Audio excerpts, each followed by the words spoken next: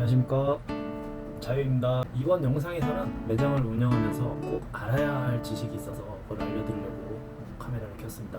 이걸 모르면 하는 일마다 꼬이기 쉽고 착각과 오해를 만들어서 갈등이 일어나기 쉽게 만들어요. 안 만들어도 될 오해를 만들면 쓰지 않아도 될 정신 에너지를 써버리게 됩니다. 그럼 받지 않아도 될 스트레스를 받고 답답하네 하며 답답해하니까 내 몸에 부정적인 감정을 담게 돼요. 마음이 답답해지면 나한테 굉장히 안 좋죠. 그렇게 해서 몸이 안 좋아지면 매장 운영에 분명 악영향을 미칠 것이고, 이 수많은 사람을 상대하고 있는 인내를 감내해야 하는 자영업자들에게는 아주 치명적입니다. 이게 엄청 중요하겠죠. 이렇게 엄청나게 중요한 지식은 뭐냐, 바로 지식의 저주입니다. 들어보신 분들도 있을 거예요. 지식의 저주. 지식은 알면 뭐 좋은 건데 그 저주는 또 뭐야? 처음 들으시는 분은 이렇게 의아해 하실 수 있는데요.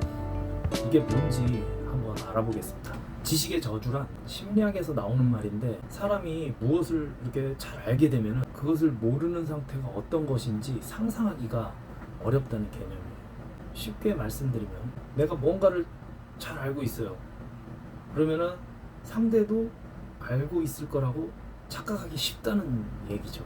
내가 얘기할 때 내가 알고 있는 것을 기반으로 얘기하기 때문에 상대는 무슨 소리 하는 거야, 좀 머릿속에 쉽게 이해가 되지 않는 그런 상황이 연출이 되는 거죠.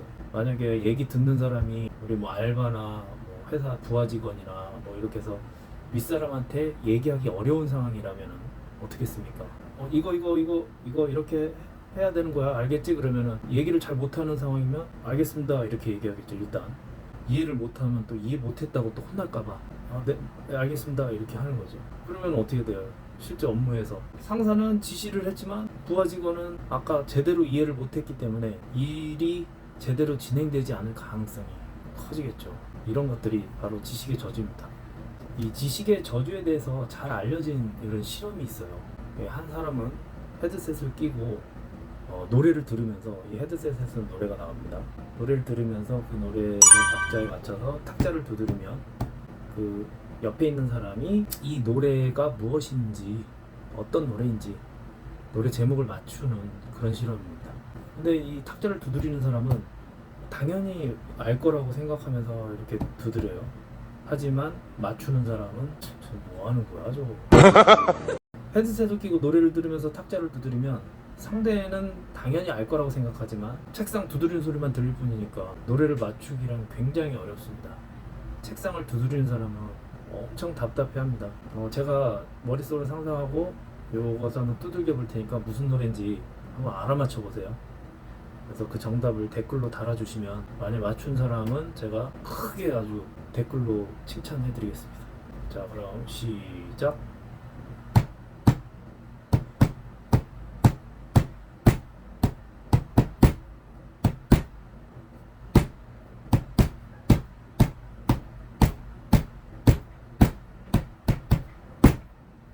아시겠죠? 이거 뭔지. 처음에 두들겼을 때 맞추는 사람이 굉장히 많을 것 같은데 한번 맞춰보세요. 너무 쉬운 거 있나? 이게 실생활에서도 자주 일어나기 때문에 사람 간의 갈등이 일어나기도 쉬워요. 서로 같은 나라 말을 사용하는데 대화가 이렇게 안 되는 경우가 많습니다. 많은 오해가 이 지식의 저주로 인해서 생겨요. 여기 실제 일어난 몇 가지 일을 한번 들여다보겠습니다. 음식을 주문하려다가 분쟁이 생긴 좋은 예가 있어서 가져와 봤어요. 이 사진 속 채팅 글을 보면 김밥집에서 햄을 빼는데 추가 요금을 받는다는 것이 온라인으로 올라온 글입니다. 네? 햄을 빼는데 추가 요금을 내? 햄을 빼는데 추가 요금을 왜 내는지 이해 못하는 손님이 문의를 하는데 이게 서로 대화가 통하지가 않습니다. 저도 이걸 처음 봤을 때는 이해가 안 갔어요. 햄을 추가하는 게 아니고 빼는데 추가 요금을 더 내야 한다. 앱에 그렇게 있는 겁니다. 언뜻 이해가 되지 않는 상황이었는데 다음 대화를 보니까 모든 그 상황이 이해가 되더라고요. 이 사진입니다. 여기에는 지식의 저주가 장난질을 친 걸로 보입니다. 이 김밥 매장은 김밥에 햄을 빼면 다른 재료가 더 들어가서 추가 요금을 받는 것 같아요. 근데 이게 처음 접하는 사람은 알기 쉽지 않죠. 주문하는 곳에 이게 설명이 돼 있는 것도 아니고, 김밥에 햄이나 단무지를 빼면 김밥이 작아지기 때문에 다른 재료를 더 많이 넣어야 한다는 사실을 김밥 주인이나 뭐 단골들은 알겠지만 처음 주문하는 사람이 그걸 알겠습니까?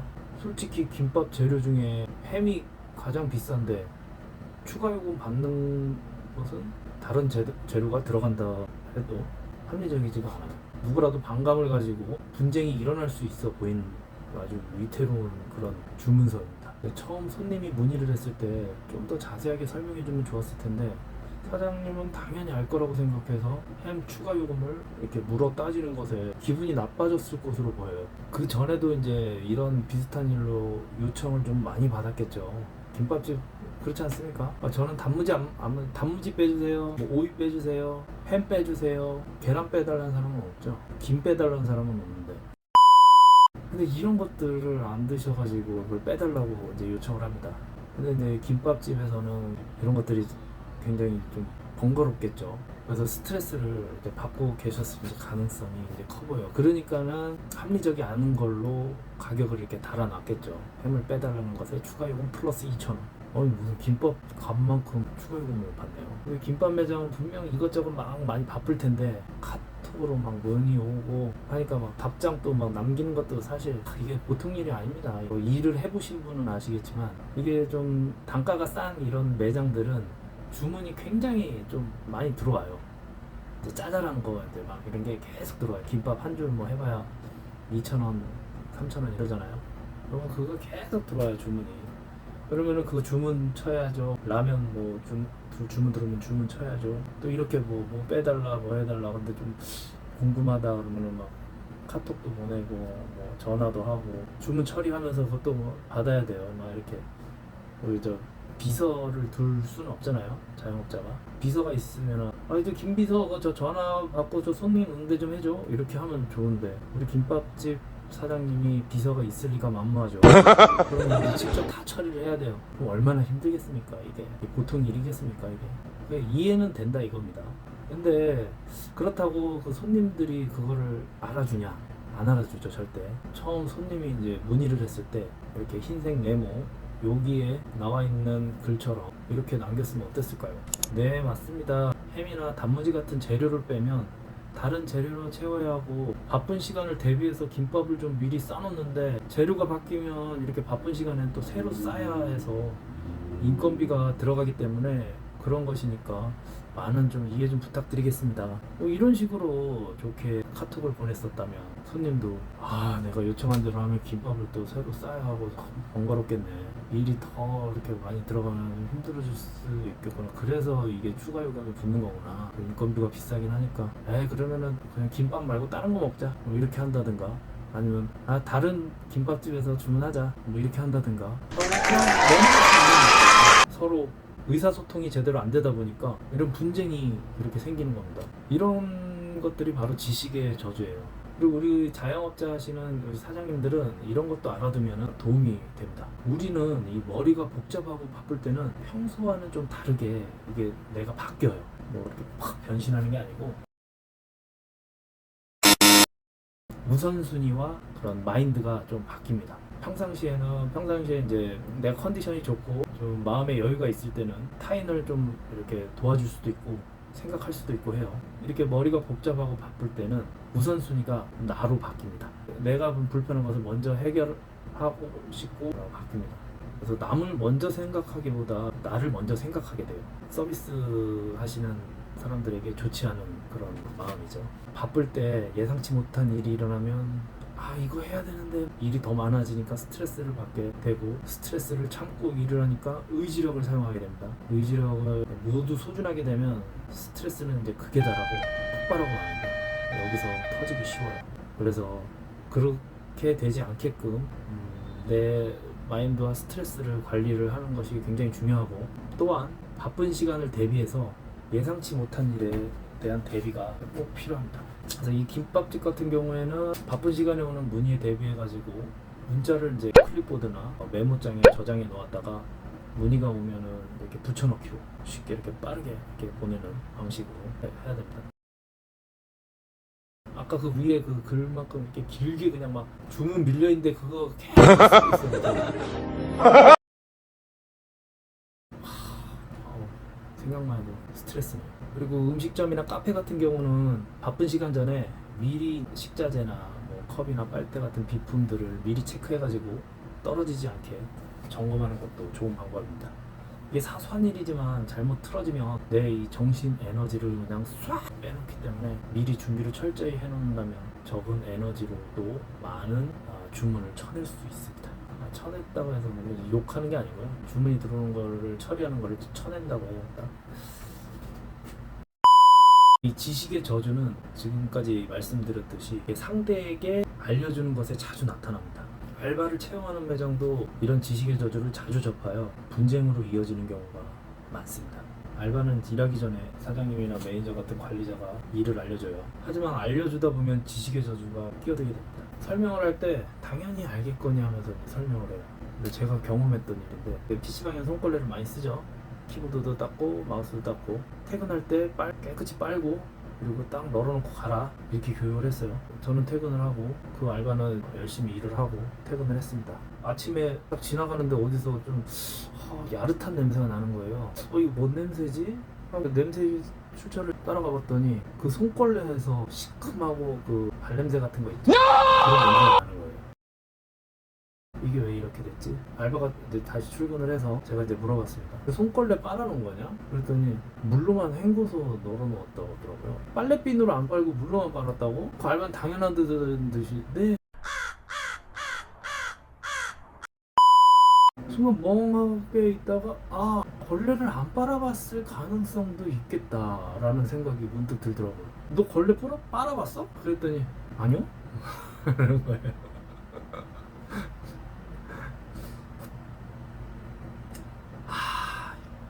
요즘엔 세탁기가 빨래를 하고 좀 더러운 것은 물티슈로 닦고 버리고 밀대를 밀고 다니면서 하고서 그냥 싹 버리던가. 아니 요즘에는 청소기하고 그 물걸레하고 같이 하는 거 로봇 청소기도 있고 그러니까 걸레 쓸 일이 없었을 수도 있겠구나. 서로 생각에 차이가 생기죠. 이런 상황에서 지식의 저주를 만약에 모르는 그런 사장님이라면 어떻게 손걸레를 물로만 헹굴 수 있냐 지적을 이제 막 할 수가 있겠죠. 그리고 관리자가 이제 불같은 성격이라면 그 지독한 그 냄새에 그냥 막 이게 버럭할 수도 있어요. 그러면은 알바들은 놀래가지고 아무 말도 못하지 뭐라 고개만 숙이고 큰 잘못을 했나 보구나. 또 섭섭한 마음이나 뭐 그런 것들은 감출 수가 없죠. 나쁜 감정을 쌓게 될 가능성이 커집니다. 이게 별로인 상황이에요. 이거는.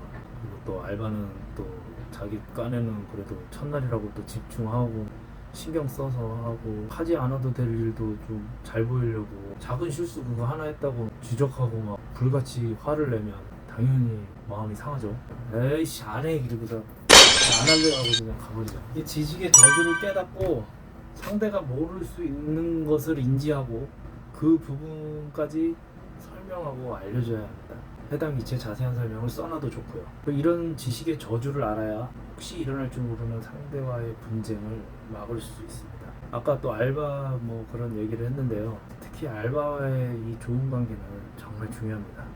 알바든 직원이든 알바를 이제 할 때는 거의 이제 동네에 사는 사람들이 하기 때문에 알바인 동시에 손님일 수 있어요. 친구들도 주변에 많고 그러면은 만약에 그 알바 분쟁으로 끝낸다면 손님을 잃게 됩니다.